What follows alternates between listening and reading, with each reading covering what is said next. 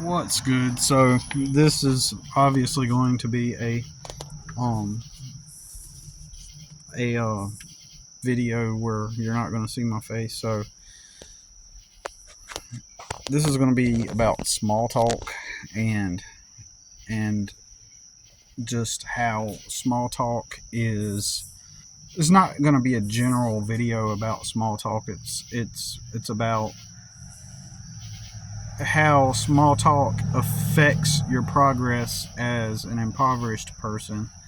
That refuses to follow the script, i.e., the um, infallible script that if you follow it, it renders quote unquote success. And if you just do that and stick with it, you will quote unquote succeed. And let me define real quick what the end goal, the success, the happiness, the end goal, the final, the touchdown, the you did it, man, right? It's being at a job, working for somebody else most of the time. It generally, that's how people perceive it. You're working at some place that just exists. And there's that cat again, that kitten again. So I will go look for it after I do this video, just like I did last time, and see if I can find it after I do the video. It keeps crying like it's stuck, but then, like yesterday when I went to look for it, it just shut up, and now I hear it again. Anyways, so back on point. So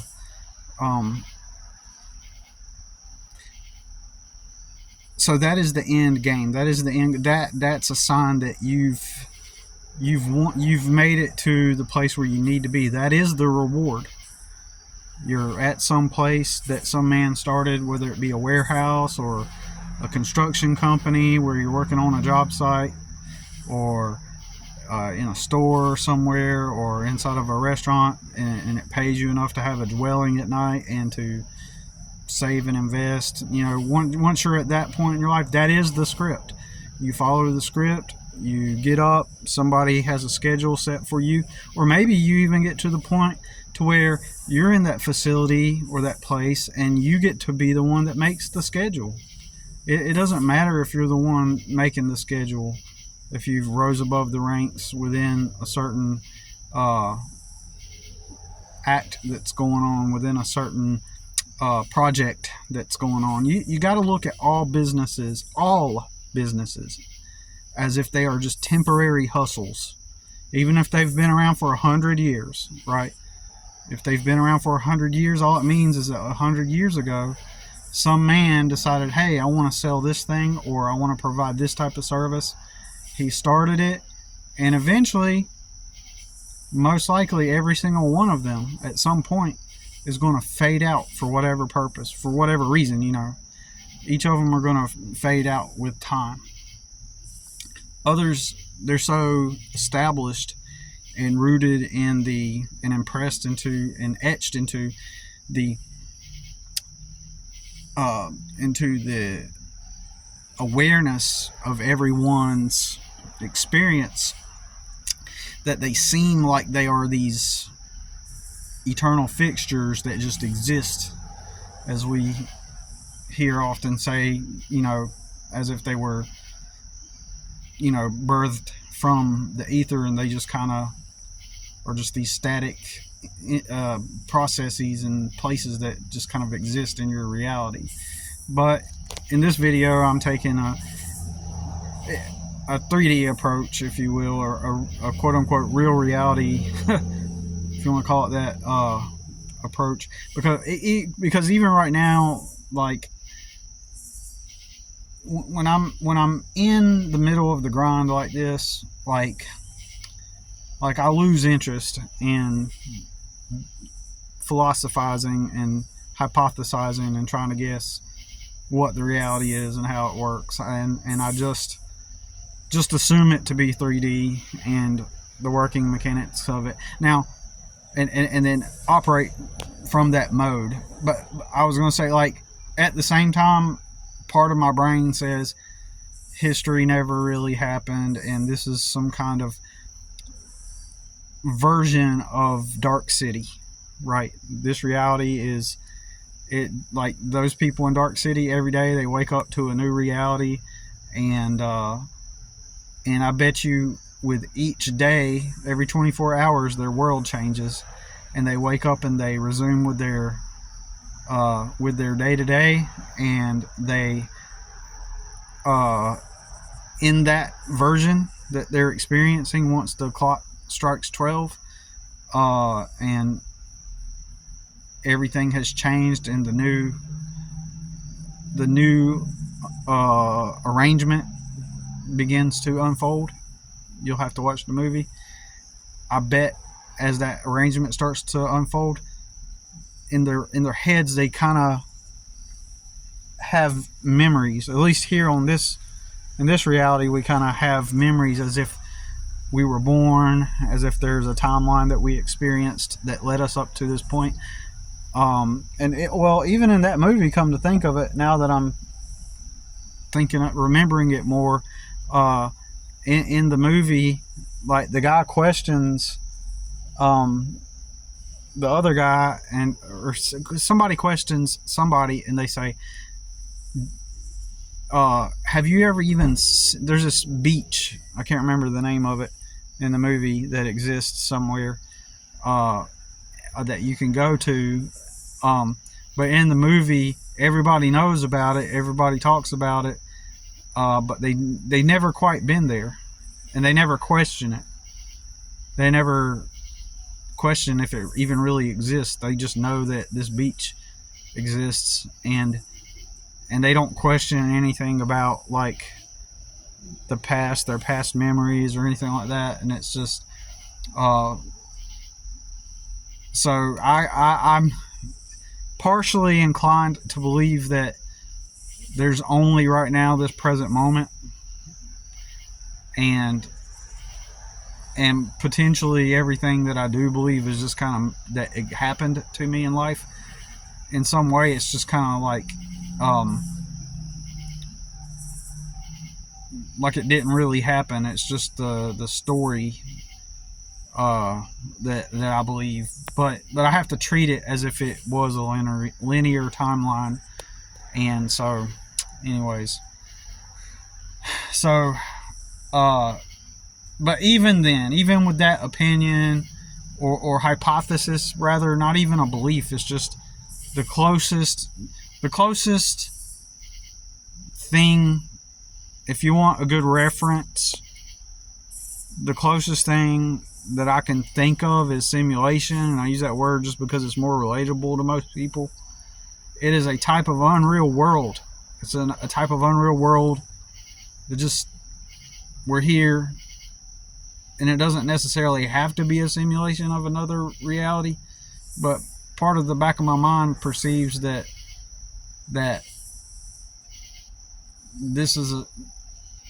this aspect is not a real world. It is, in the sense that it is a part of the experience of consciousness.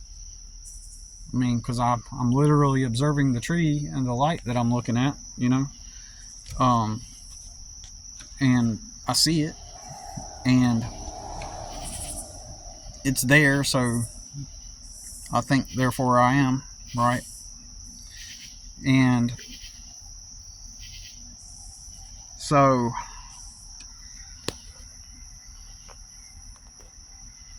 but I lose interest in trying to figure it out, and lately my experience has been that, like, I'm tired. I love it because it's interesting.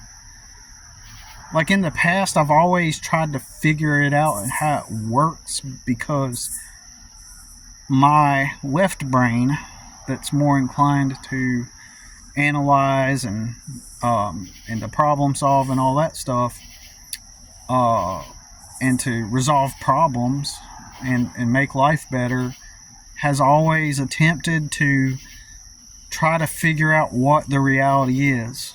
like, and why it works the way it works. Is it a simulation? What happened, and how does it work, and what are the symbols that represent this and that, and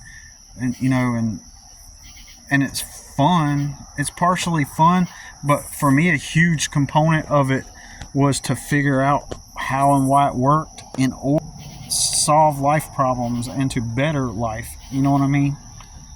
That has always been the whole reason, the whole purpose of trying to figure out the working mechanics of it, because once you can go under the hood and understand how it's all working and all its mechanisms, then perhaps you can achieve some kind of control over it, or at least influence enough to change it, to work your way out of the dark, or work your way out of the problems within it, So for me, it hasn't been as much I just, while I do love sitting around and examining it and trying to figure it out, at the same time, it's almost like I lose interest in trying to figure it out, right? So I lose interest in hearing theories. Like, I got a lot of if reality is a simulation type of videos on my playlist, and I just see them and I'm just like, meh, I don't even care, right? Oh yeah, and I was gonna say that the closest other, channel that in a lot of ways expresses similarly to how I am feeling and perceiving right now would be Quantum of Conscience. The way he says, like, it's like the reality wants you to look for it, right? It wants you to follow the breadcrumbs, and go down the trail of trying to figure it out, right? And so if you don't try to figure it out, and it's kind of like you're not giving up on improvement.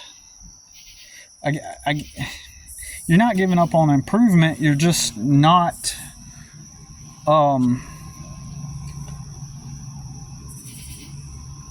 trying to figure out. You give up on trying to figure out some kind of I don't know, some other way. Like by trying to figure it out isn't going to resolve your issues, right? In other words, like your life circumstance, it's not going to help you figure out your life circumstance, right? And let's just pretend for a moment that you did figure it out. You learned some kind of mechanics of how the reality works, and you find at least something. Like, for example, let's say that you learn how to manifest. And I have wild manifestation experiences, and let's say that you learn that if you visualize having money by manifesting it and holding it in your hands, and you visualize it, and then money appears, right? Somehow, like, somebody hands you money randomly, or you find it on the ground, or through some fluke situation you win a contest or a drawing, or something, right? Let's say that you start experimenting with that, and then you notice that the more and more you do it, the more and more you start attracting money.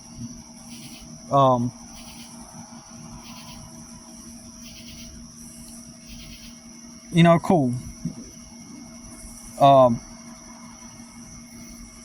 You learned it, and now you have a new tool to use. But my experience has been is the more and more you try to figure that kind of stuff out, like, sure, you may experience some instances where these fluke anomalous circumstances happen, and believe me, my life, the more I have pursued it, to be honest, to be real, in real time right now as I'm talking about it, there's a little tiny grain of sand of a flicker of a thought that says, hey, but what about the times you did look for it and you did manifest money? What about all the fluke anomalous circumstances that have popped up in your life so many times as a result of you looking for it? You know, both good and bad. What about the times that each time you were getting closer to it, something literally tries to stop you? So that must mean, therefore, if something is trying to stop you with each time that you attempt to bend reality, something attacks you and keeps holding you back in these fluke anomalous ways, that should be evidence right there. That right there should be evidence that you're on the right path, because if it's working so hard to try to stop you, it's working so hard, then it must be real then. You must be on to something. If every time you get closer, something almost like, oh, we've spotted one, we got one, he knows, we got one who can see, and then it begins to come after you, just like in Dark City, you know.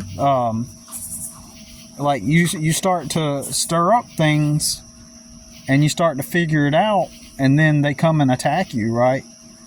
But in this reality, it's through circumstance and, you know, putting obstacles in your path, like someone in the most grotesque, darkest person in your reality that you're the closest to ends up going viral, and they end up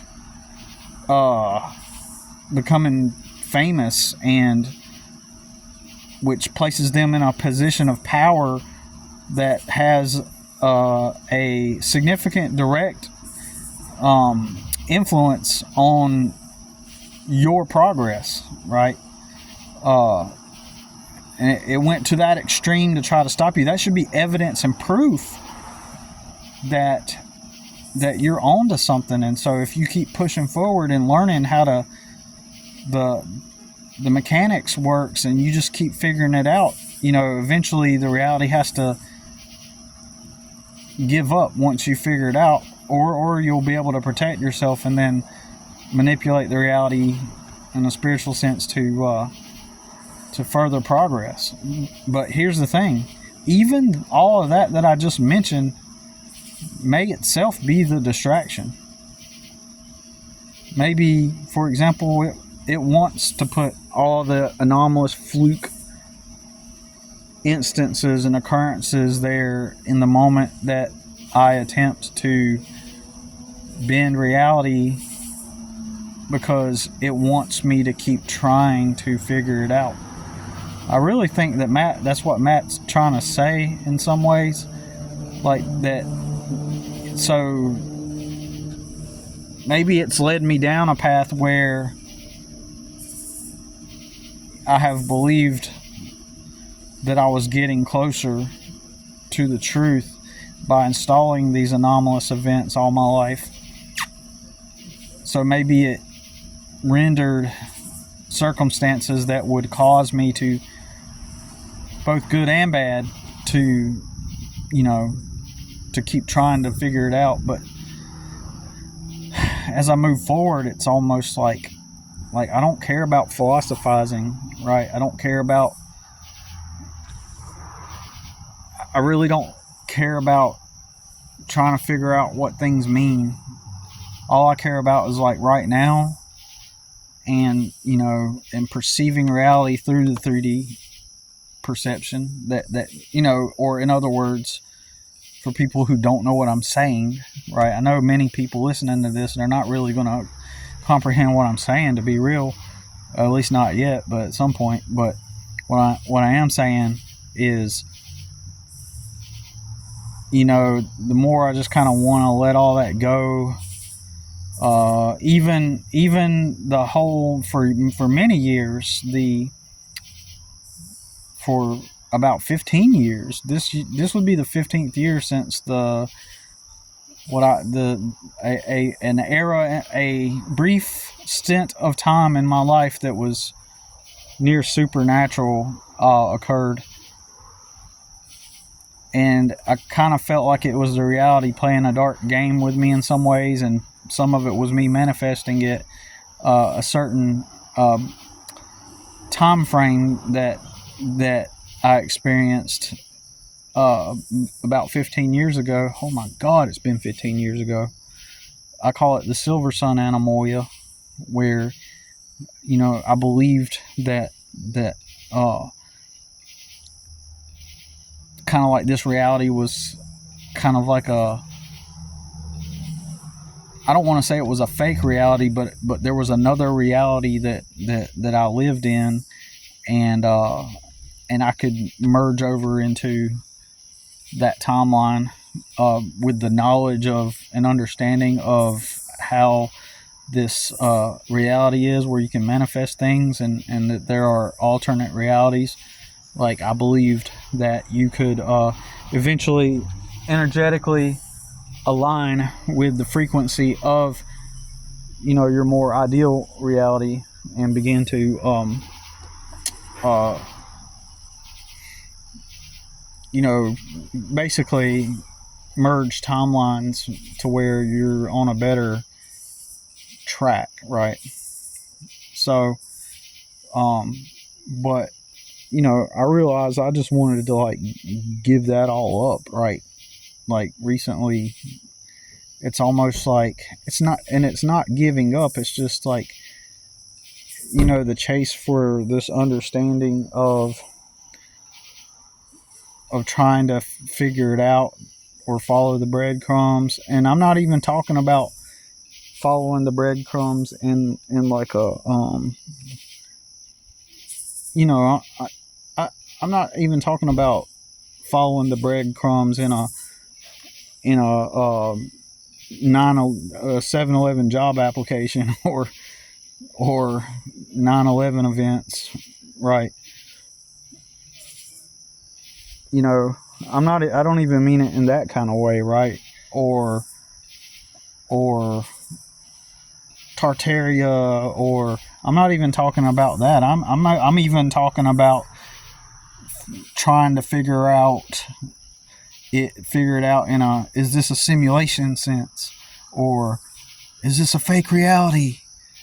You know, let me try to figure it out, because I think to some extent we're all trying to figure that out, so that we think that and believe that once we've figured that out, we can understand the mechanisms of it, and then this will render us a better identity, a more fulfilled identity, where we figured it out, and now we can resolve any kind of place in life where we don't want to be, and that's why we're searching for it, you know. And at the same time, you know, you may say that I'm just projecting, because I'm pretty sure many people also look for it just for the fun, right? And because it's interesting. And I don't think anything's wrong with that. If some kind of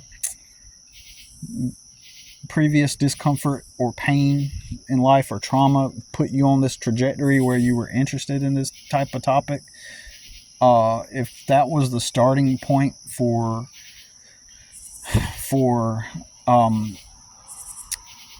getting into this as kind of, if you want to call it a hobby or an interest, that's okay, you know, as long, you know, it's okay as long as you're not trying to hoping that it's going to resolve the issue, whether consciously or in your subconscious, maybe in the back of your mind. You're not consciously aware of it yet, that you're kind of attempting to leverage this, and it's only natural, but to make use of it to better oneself. So This is a byproduct of, well, I'm not going to say that because it will throw some things off, but basically, there's this missing piece, and we're all striving for it. And in my opinion, one of the first steps of finding the freedom that we are looking for is to become free to wake up and do what we want when we want, and not be bound by the script, not be bound by it. So if you have a job working somewhere and you're okay with that job, and you're cool, hey, it's just what I do, then that's good. But more often than not, 80% of people hate their jobs. So I can only imagine most of us that are in these types of spheres, we probably would most likely want to not be working for somebody else. Which brings me to another topic, which is what I actually wanted to make this video about. As a poor person who, I don't like to say I'm poor, but I'm just speaking in objective terms as far as like objectively from a money perspective. I'm a poor person, right? Socioeconomically, I'm considered like at the bottom, basically one step next to homelessness, right? And I only have a place to live now because I'm lucky. Partially because I'm lucky, and partially because a huge part of it is because I built my own clientele that enabled me to be able to get to a place to where I can actually, have a place to live. So, but, and I mentioned in the other video about how, like, they did experiments with players playing Monopoly, and they would give one person like several $100s to start, and they'd give the other person $0 to start, and they showed these patterns where the rich person in the Monopoly game would begin to start to act cocky, would start to kind of be arrogant and make more loud noises, eat more of the pretzels they provided, and be more inclined to kind of like, I don't know if they said they made fun of the other players, but they were just more likely to low key or indirectly shove it in the other person's face that they already had more, and because they were literally handed the rich life in the Monopoly game. And so this translates into real life. And when I read that study or seen the video on that study, I was like, that's exactly the way it is in real life. And so when you're a poor person, you are treated literally differently. You're actually treated differently when you show up on the job, right? And so I've personally experienced the stigma of being poor, and it's not about caring about what people think. It's about how it physically in real time affects you. And so this creates a not just a socioeconomic divide, but at a personal level divide with people from the onset. The moment you walk into a job working for somebody else, you're already in the beginning typecasted as someone who is below everybody else, even if they in that moment are just not saying anything and they're showing general respect, like general social behaviors that are politically correct and just like normal, etiquette and the way you're supposed to act towards one another on the job. Even if they're treating you like nice, especially in the beginning, or just neutral or just normal, there's the subconscious going on, right? all humans do this. They're subconsciously and consciously picking up on cues in your behavior, and they're looking for commonalities, and they're looking for things that make you unlike them more than the positive things. They're looking for the negative things more, the things that set you apart from them, than the things that you relate on. But they are looking for connection points to where you can relate with them on things when you walk into a job. So this is why it's another deeper reason as to why merely walking and being poor like this and walking into like a warehouse, somewhere, or any business, it has a huge impact on your experience at that job and your pay, and eventually, your coworkers, your managers, they're looking for commonalities. And so most people aren't even going to experience this, what I'm describing, because most poor people, they just kind of walk into a job and they're not self-aware to this extent. They're not self-aware, and they're not aware of behavior and the mechanics of behavior like I am. Most people aren't. Most people are not formally studied up on behavior mechanics and operations the way I am. And when I say that, what I mean is I am an armchair psychologist and behavioral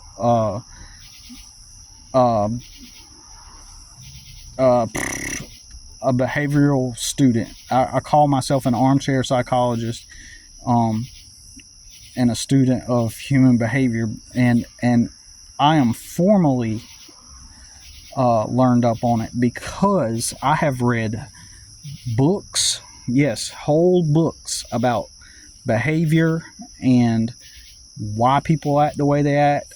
On top of that, growing up poor and having to at times get in fights and have to be conscious and aware of my environment, of people that may attempt to jump me, or especially in high school and in the bad neighborhoods I grew up in, I had to develop an acute street smarts to read between the lines and read people and look into their motivations and stuff. So you pair that with books, with information from books, I have a lot of awareness on these dynamics and how people act and why. And even if I cannot always completely, outright, up front vocalize it and put it into words, the things that I comprehend, it's more like I have absorbed most of the information for my own survival, and for my own adaptation in order to get through and survive and fight battles and attempt to, there's no better word other than survival, because your default setting in the minds of most people is that you're not someone to be social with, because they're going to look for commonalities. The people at the job, they're going to look for the commonalities, and they're going to look for the dangers, and they're more apt to look for the negative things. But outwardly, you're going to be perceiving that they're looking for the positive things. So, for example, they start the small talk. Oh, man, how about them Panthers and Carolina Panthers? Did you watch the game Sunday? Who's your favorite team? And that's one way people will connect at jobs that I've been at. It's all about football. Football, football, football, football. Everybody watches the fucking damn NFL, right? Everybody. It's like almost nearly everyone has a team that they identify with, and in some weird way they add that team as a part of their identity. So if you're in the Carolinas and you're probably going to identify, and you grew up in the Carolinas, you're going to probably, it's going to be like a part of your literal identity. Like, that's who you are. And so people will often and frequently at jobs say, well, you know, how about them Panthers or whoever, or who's your favorite team? As long as you got a favorite team, that puts you sort of in, you may not be in the in crowd, but that normalizes you just enough to put down there as normal, as okay, they're safe. They're not an opposing tribe from another tribe that may come and kill us and kill our children and take our women, right, at the most primal tribal level, right? And so they are looking for those commonalities, and this is where we get into the whole smoke and do drugs thing, which is so huge, bigger than everybody wants to say that it's just like, it's just another thing that happens. Yeah, people smoke a little weed as a teenager or in college or whatever. People have no other person other than myself, to be real, no other person that I've ever really talked to ever, maybe except one other person, but I don't want to mention his name because of personal reasons, because I think that I kind of met the dude once, and he didn't like me, I don't think. So it's weird. Every time I do end up meeting someone that I might have some commonalities with, it's almost like there's like some kind of like charges repel kind of dynamic where they end up like not liking me or something. Maybe they see something about themselves in me, and then therefore they don't like me. And it's the same with women. Like, if it's dudes that have things in common with me like that, to a large extent, there's always something that for some reason they're not open to talking or getting to know me at all, right? And as far as women goes, every time I've seen or met a woman who I perceive as having like many mutual interests and mutual values and stuff, it's like they are just not interested in talking to me at all, right? So so that's a weird kind of phenomenon there. And but I am the only one that I know who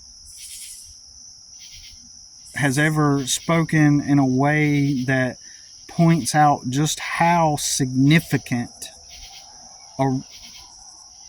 the role of weed and smoking in general, smoking anything, cigarettes, like cigarettes are huge. Cigarettes, and I mean, even if you haven't smoked the weed, if you can still at least say that maybe you've smoked a cigarette, in a party setting, as long as you're able to say, okay.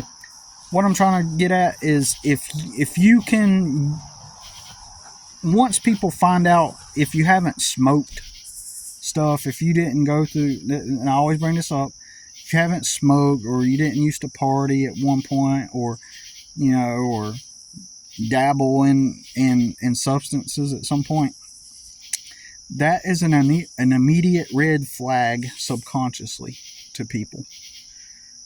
They perceive that as, okay, this person's not, if you haven't done it, it's like they perceive, okay, this person's not part of the tribe.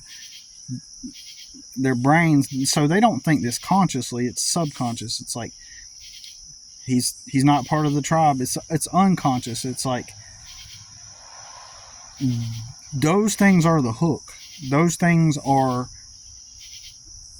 I literally was driving for Uber, and this guy was asking me about what my favorite NFL team was, and when I told him I didn't like football, I'm dead ass. He literally sounded like he started to have anxiety.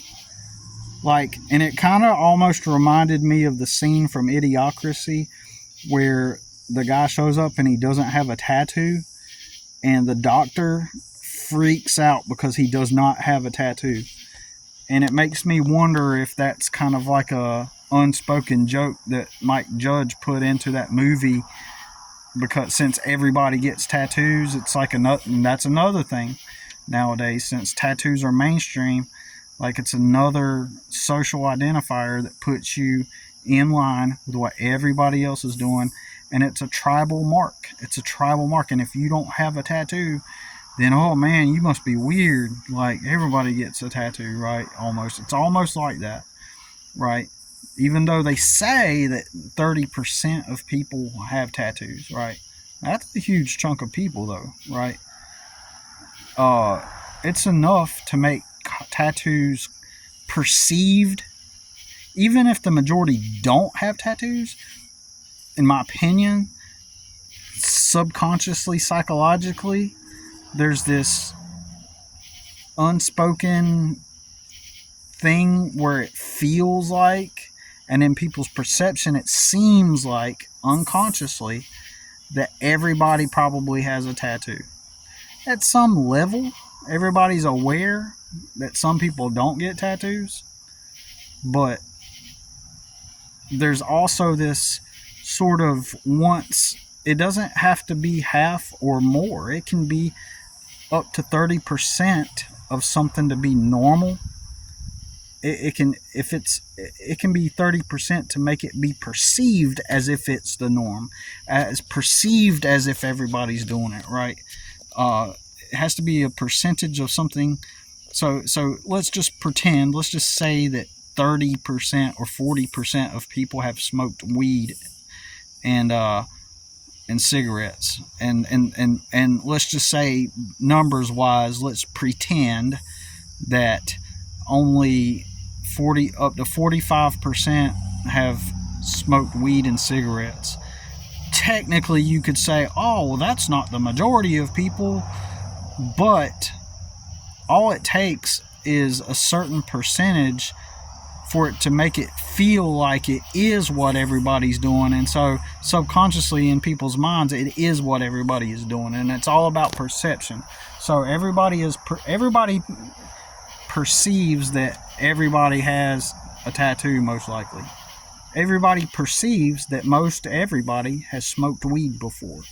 Everybody perceives that everybody has at least smoked a cigarette, or at least gotten drunk at a party, or went to house parties, or partied in general and done drugs, or done things that the mainstream deems as rebellious. Anything that falls under the category of rebellious. And in the mainstream, if you see things being presented as rebellious, those are the conformist things.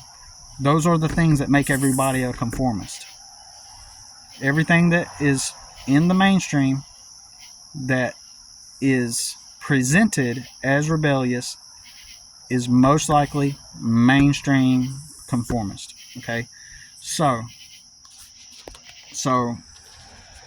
that creates a huge impact on employment and your employment experience working for other people, especially if you are around a lot of coworkers.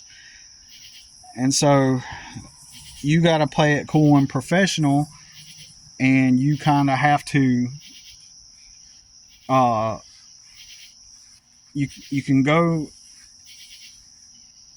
do enough to maintain the professional image, but things outside of the job, things outside of the professional image, like more personal things, do have a significant impact on how you are perceived at the job.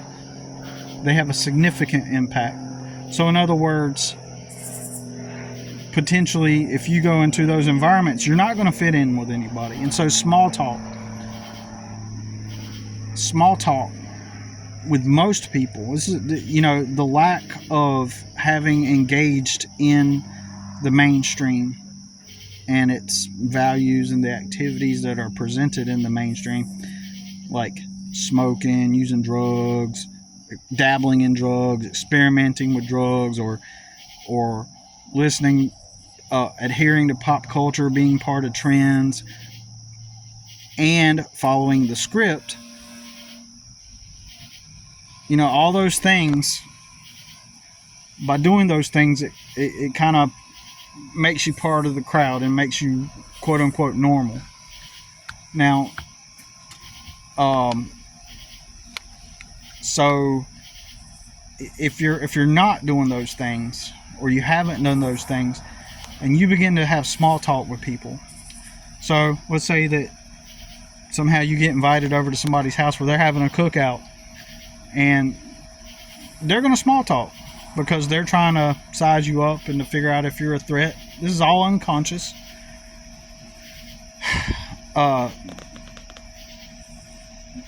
There are certain unspoken body language cues that you're going to give off. If over time you've experienced social rejection from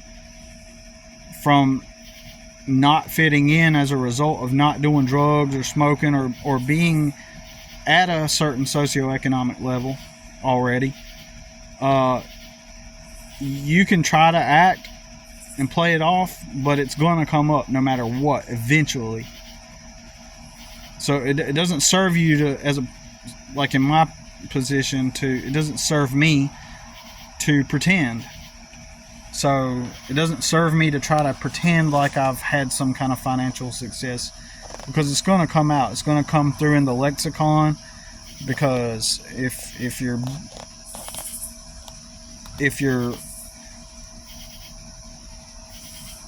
adapted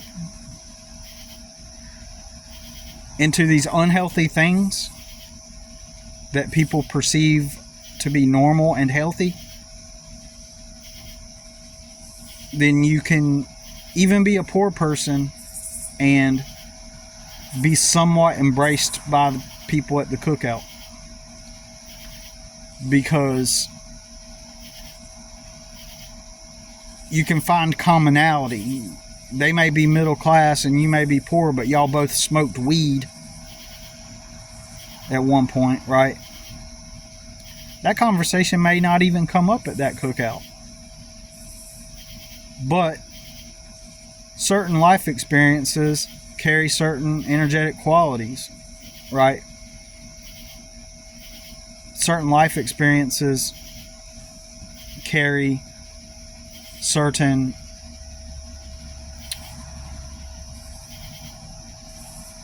behavioral energies, right? Or they have certain impressions on you that manifest outwardly, and you know, so there's this I'll try to give an example. I don't know if this will be a good example, but I'm going to attempt it. Everybody that has smoked weed at some point in their life, they get the cool card, so they can kind of act like they were cool, or that they're embraced and accepted. They can kind of be like, oh yeah, back in the day. They can always say, oh yeah, I remember those days. But even if they don't even say any of those things, it's a certain quality that you get to carry with you subconsciously, and it's in your energy when you're dealing with people, right? Where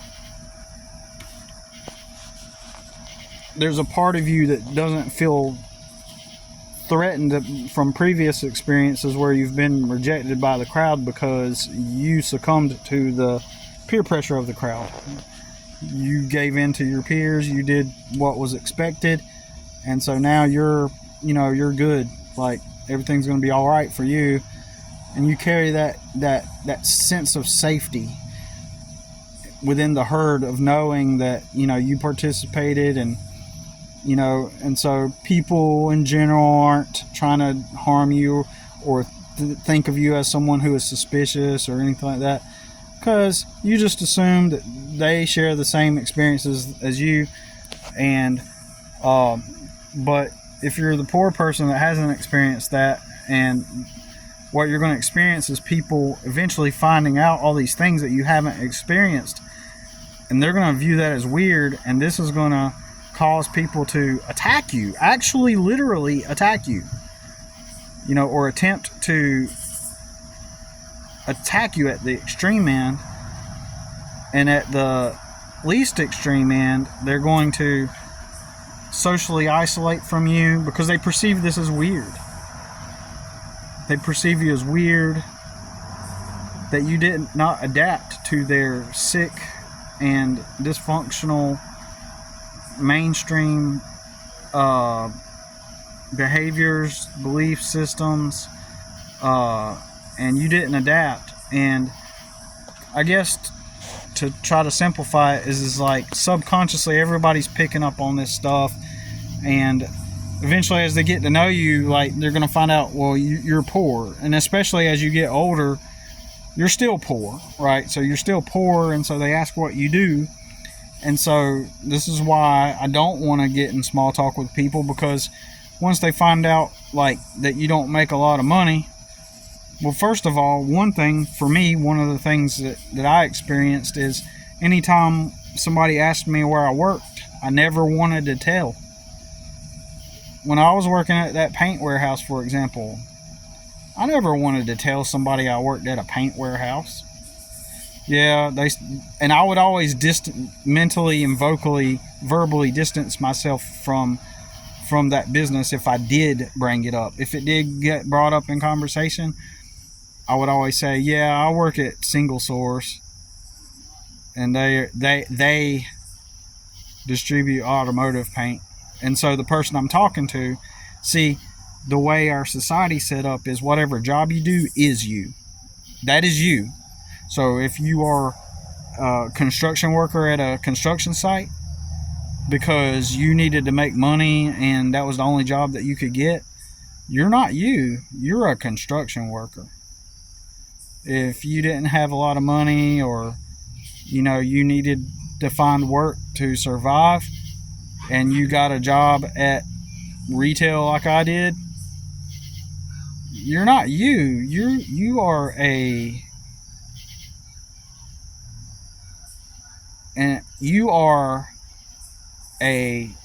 employee at Walmart, and that was me, right?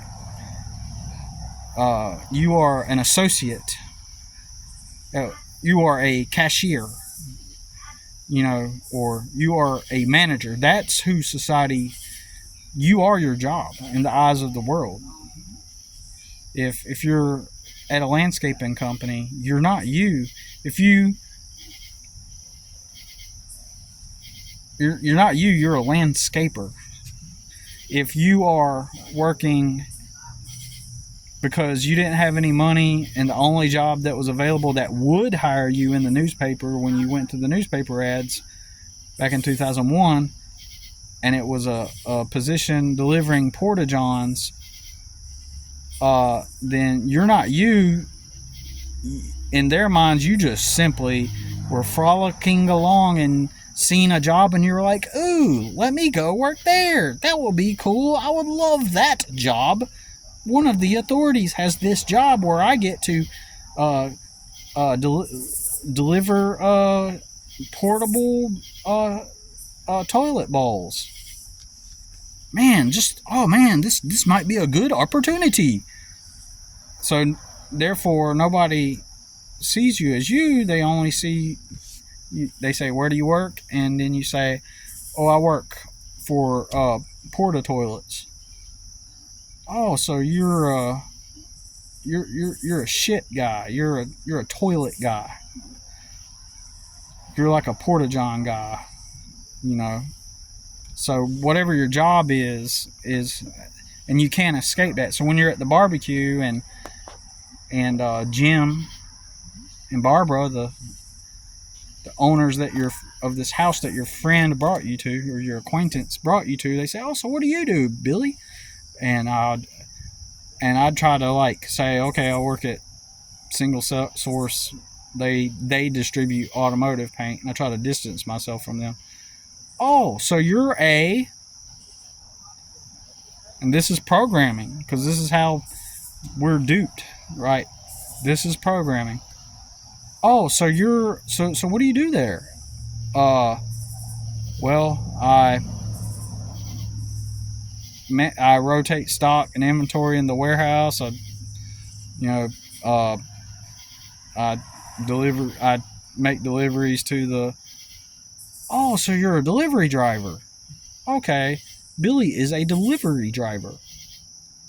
He's like a warehouse guy, delivery driver. So that is my identity.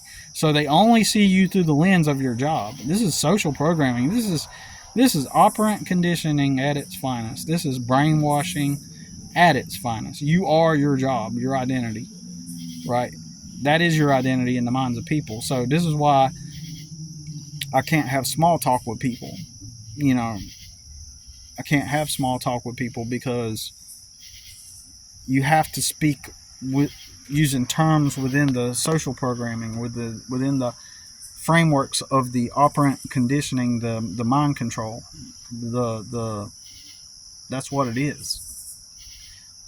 Point blank, objectively, that is what it is. It is, as I mentioned in the other video a couple days ago, it is modern day indentured servitude or slavery. That's your identity, and instead of one slave owner owning you and you go to a box at night on his property, instead of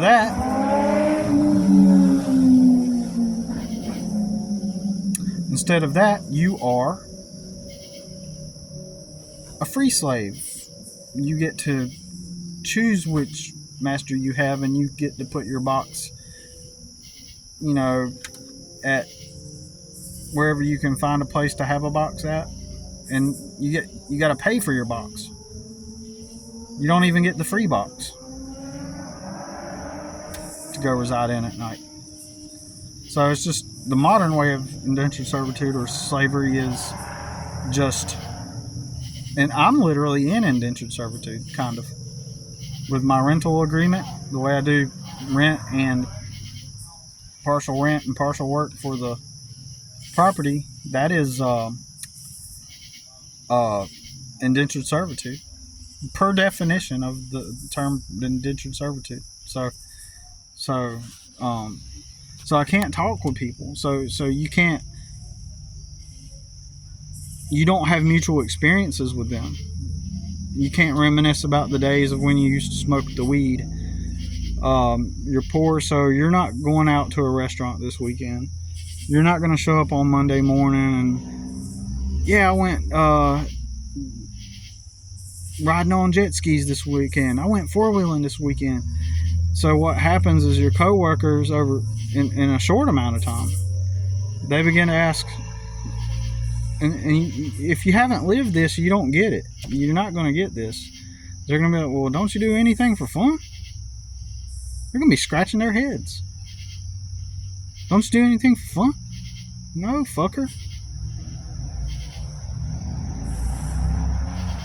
I'm not maintaining the life I'm handed. I'm trying to make some money so I can eat.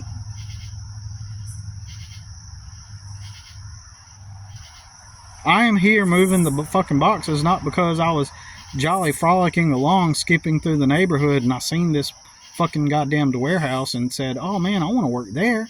Can't wait to be the warehouse guy. I can't wait.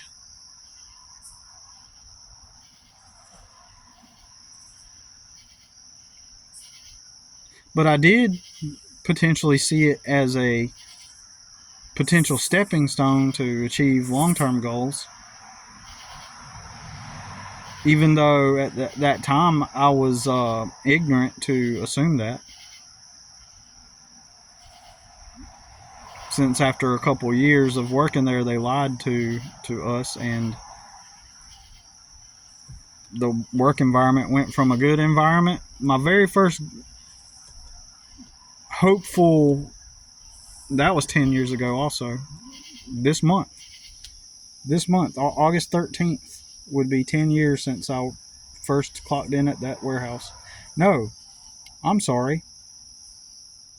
2013 was August of 2013. This would mark the 2 years later when I quit and I said I'm never going to work for somebody again.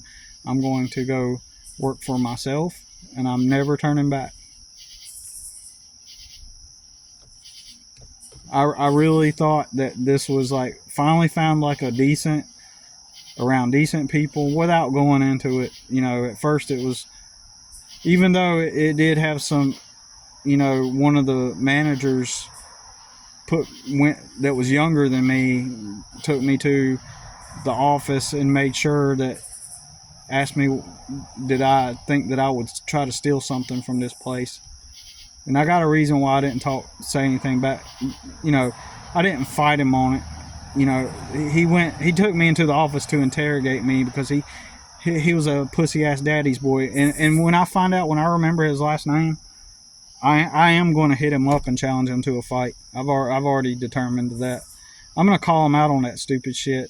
I got patience. I had to be patient because I had an immediate child support check I had to get paid, and there was no way I was going to get that child support paid and I would end up going to jail with the crazy baby mama.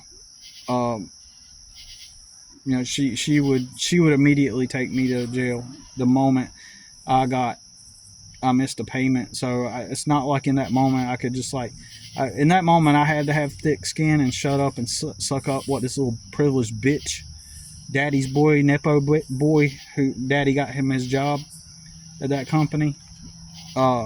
Anyways, he took me into the room and said, something to the effect of, you're not thinking about stealing anything out of here, are you? You haven't stolen anything out of here, are you? And he's like, we got cameras around here. And they didn't have cameras actually though. And I knew that, but this little pussy bitch, I'm not the type to make a move on someone's girl. Seriously, I'm not. I would never do that. But that motherfucker, I would. If I find out he's got a wife or a girlfriend, I mean, okay, I'm treading on bad territory, admittedly. I shouldn't even be saying this shit, but I'm just saying, I'm at least I'm telling you what, man, I am tempted. If I find out that dude's got a girlfriend right now, by now he's probably married because he was 28 then. So that means he's got to be 38 now. I want to find out who that... I'm going to at least challenge that motherfucker, pussy, bitch, daddy's boy to a fight. That's some people I just want to beat their ass, man. But I had to play it cool and be like, no, dude. I was like, I got child support coming up. I got a son to take care of. I'm not going to steal anything from here. But that was my first experience on that job, of one of the earliest experiences on that job that was bad. But somebody tell me to go find me a good warehouse to work at. Somebody join me on a live on YouTube and tell me that I should go back to that goddamn shit and not motherfucking be a man and pursue my dreams.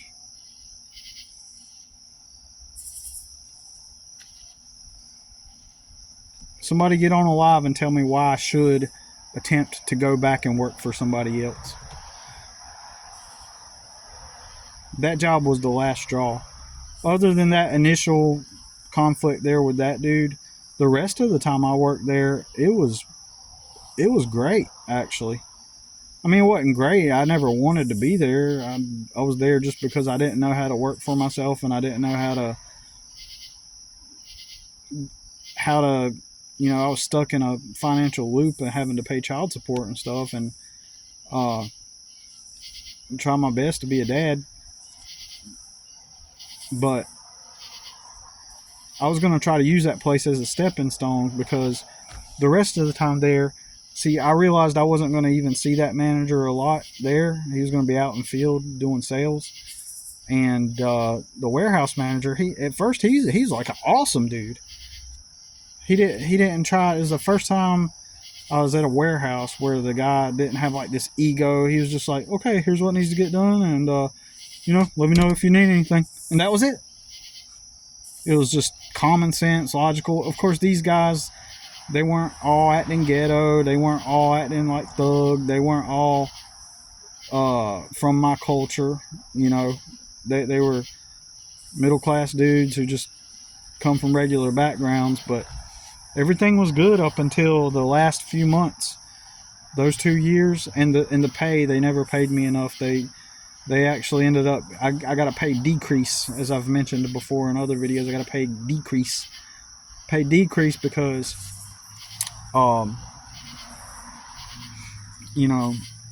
they put me on salary, so that was actually a pay decrease, without going into why. But yeah, somebody tell me to go back to doing that shit. I'm saying that, but if I were to, for example, if I were to move 5 hours away from here, and there was a warehouse down the street, and that was the only income I could get right then, I might go clock in and move some boxes. But I'm just saying, like, even if I have to, and since then, since I quit in 2015, I have gotten like at least 3 jobs working for other people since then, and attempted to do my business on the side and do those jobs. Like, I worked at a furniture store for a small chunk of time. I worked for a janitor in a warehouse. I worked at another place too, and I can't remember off the top of my head. Furniture store, a warehouse. That may have been it. Maybe a couple places. Seems like there was a third place I can't remember that I worked at. While growing my business, and I did moving. I worked at a moving business, and I briefly, for a year, I had a moving business also. But that didn't work out, so I was like, fuck,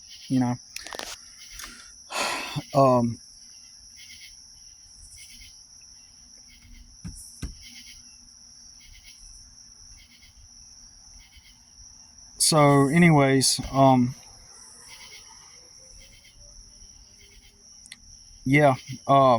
this is why small talk is hard, because I'm coming in Monday morning, and it's not that it's just hard, it's not just a minor convenience. It is something that tremendously separates you from everybody else, and it makes people not want to trust you. They wonder why you don't have fun, why you don't ever have any money, even though some of the managers know how much you make.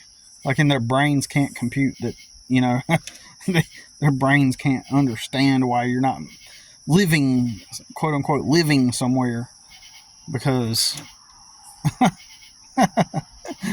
$10 an hour in 2013 I started at $10 an hour. 2015 I was making $10.50 with salary. Okay. But anyways, so those dudes, people are always just assuming that you're not working.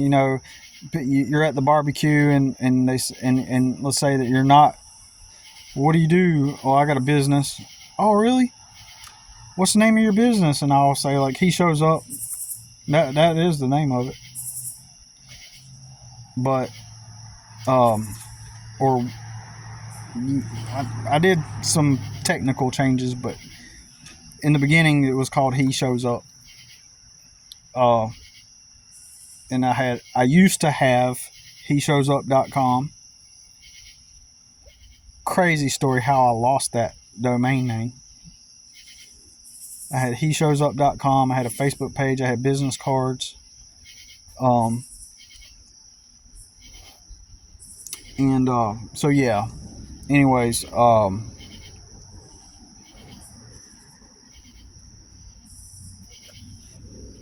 was I getting at? So I did HeShowsUp.com, and then I kind of lost my train of thought. I heard some people walk by.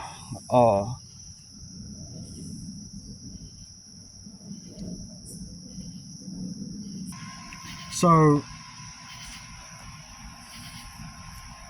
you got to do small talk, and it's through that small talk, it's what's going to get people to want to engage with you more deeper as a person. But once they find out you don't have the commonalities, the similar life experiences and commonalities, you didn't smoke, and you know, you don't care about NFL, and you're at the barbecue, and you say, and they say, what's your oh, where do you work? Oh, I kind of do my own thing. You know, I got a landscaping business. Oh, what's it called? He shows up. Oh, okay. So, do you have any employees? Oh, you must be doing pretty good then. Oh man, that's great. You know, what's your company name? But then they find out, they see your vehicle. Eventually, they see that you don't have money. And so, oh, he's one of those guys. So there are certain, in society, there are certain types. There's a certain type of guy. There's even a label for it. Like the landscapers call him Chuck in a truck. So basically, it's some old boy that goes around doing things. I have had so many people just think, after they read my professional landscaping ad, I show up at their house with my truck, I do the work for them, and they'll be like, so what all do you do? Do you just do like a little bit of everything, like painting and, you know, light plumbing and install fixture and, you know, like change light bulb? You know, they think that I'm just this Chuck in a truck guy that goes around and does all kinds of shit, even though they answered a fucking ad to a landscaping. Hey, do you think you could change out this? Do you think you can install this? Look, my ad was landscaping. I even had somebody one time hire landscapers because they said I was their maintenance guy. Seriously. They didn't perceive me as a professional landscaper. They even told me, yeah, I'm going to let you do the stuff in the back, but I'm going to let the professionals do the front. They paid me through my Alley's Landscaping business card or business account, and they answered a professional ad, but they're calling these other guys who did a half-assed job, by the way, on the front yard, and you know, so everything is about optics and perception, right? And you just can't connect with people at a deeper level, and it makes you disconnected from society. You could sit there and try to find things to relate with people on, similarities and stuff, but especially people, again, don't realize how tremendous an impact doing the drugs and smoking has. It's a huge thing. Doing the drugs, smoking, by being able to look back and reminisce with people about how you used to smoke, or yeah, I remember that one time I went through that phase or whatever. Like, by doing that, you've got a license in to being normal. If you haven't, you have to compensate in some other way, right? You have to have some other way to like you have to have like a lot of money or something so outlier that stands out in such a tremendous way that people perceive as value, that it overshadows the fact that you have lack of experience in having a party phase and smoking and, you know, and doing drugs, drinking, getting your tattoo, you know, and all that stuff, right? You have to have some other quality that overshadows those things. And on the surface, many people will say, oh man, it's cool, man, that's awesome you didn't do drugs, or, you know, and you didn't smoke and stuff like that. That's pretty good that you lived kind of a clean life.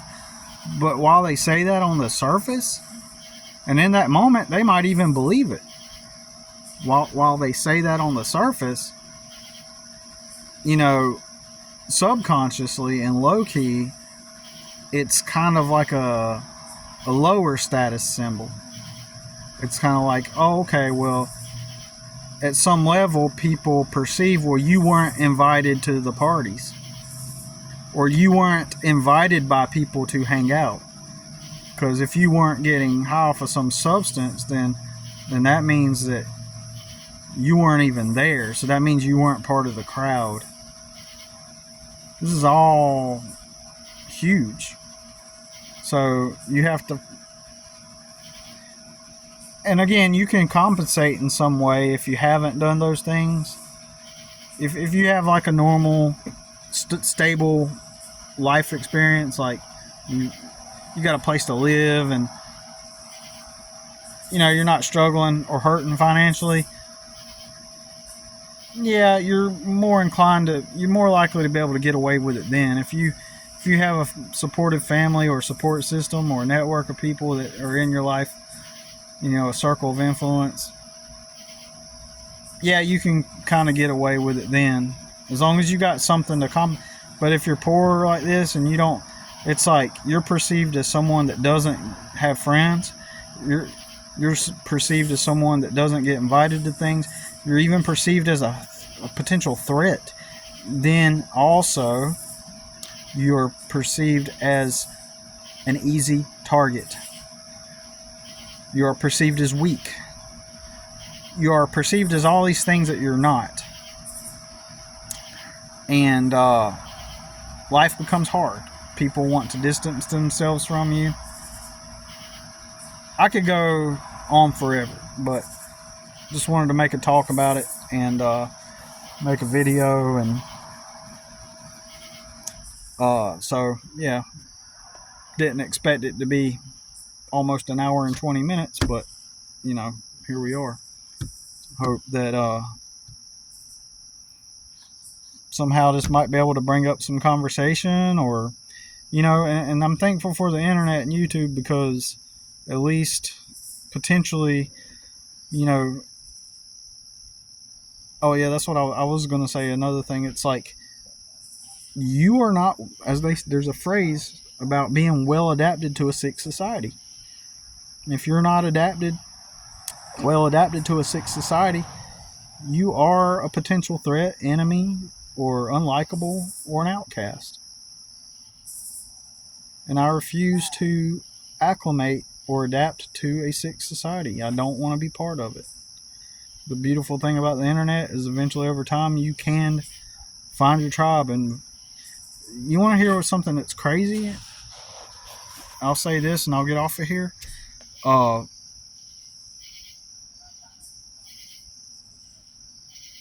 girl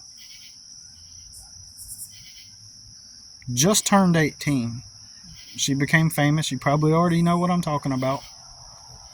She became famous when she was 9 years old, and she just turned 18. And if you don't know about this, you could probably know where I'm going with this. On the day of her 18th birthday, she started an OnlyFans. And within 3 hours, she made $1 million. In 3 hours. How did she do that? Because here's how she did that. Because there are pathetic, loser, pussy ass men who whipped out their wallets all for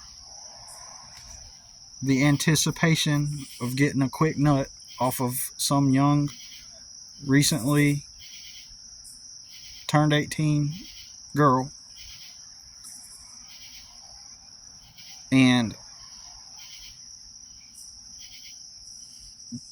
she was already a millionaire, but they just gave her another $1 million within a few hours. How pathetic and sad of a loser do you have to be? And remember, 80% people don't like their jobs. Half of that hate their jobs. Yet, those same people that made her a millionaire within a few hours are not willing to attempt to band with other men together. They banded together to make her a millionaire, and then the next day they went and clocked back in and did what they're told by their boss.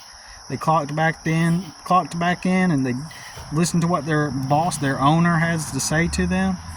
Gave them an assignment. They put their tail between their legs and they did what their boss said.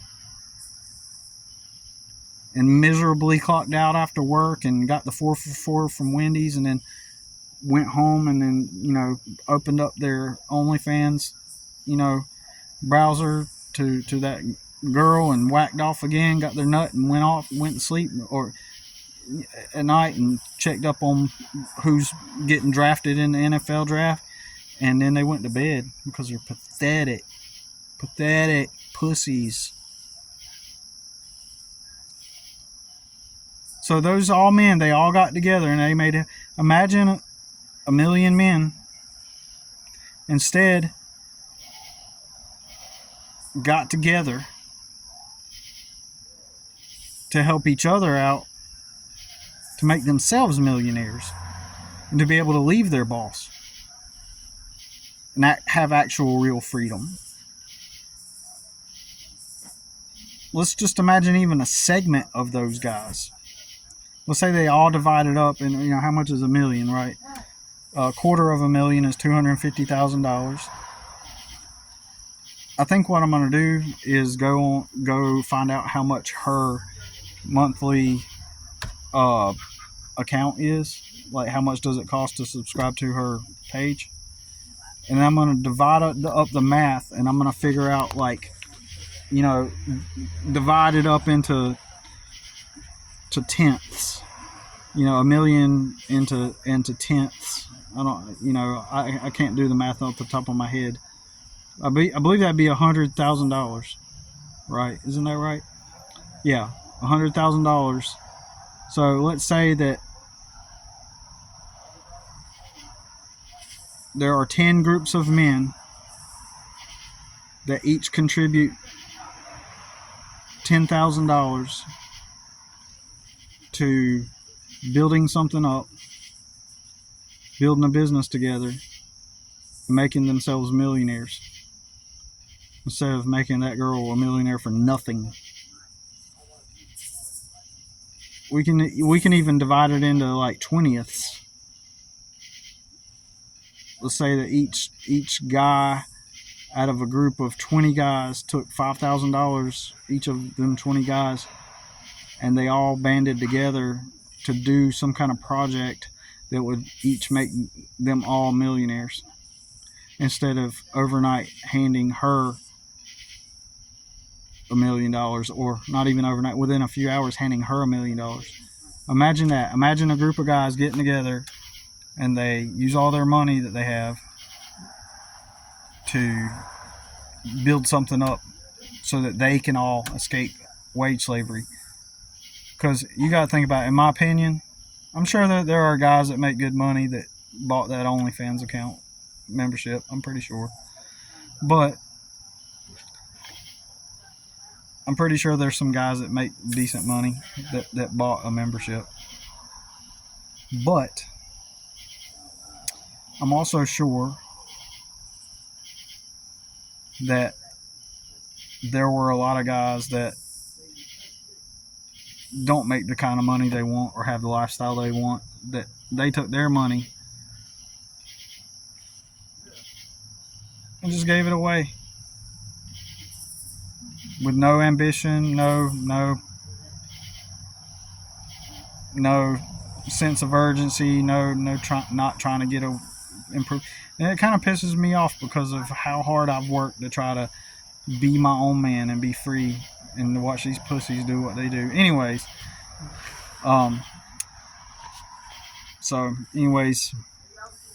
maybe I need to lead that movement, right? Divide that math and lead that movement, and then figure out like a plan, and to show people how, like, if we divided up $1 million and figure out how much each man would have to contribute to make something together, to build something together, to get out of their situation, instead of wasting it on unattractive women that don't even deserve it? Wild. All right, y'all. 1 minute and 25. I meant 1 hour and 25 minutes. All right, peace.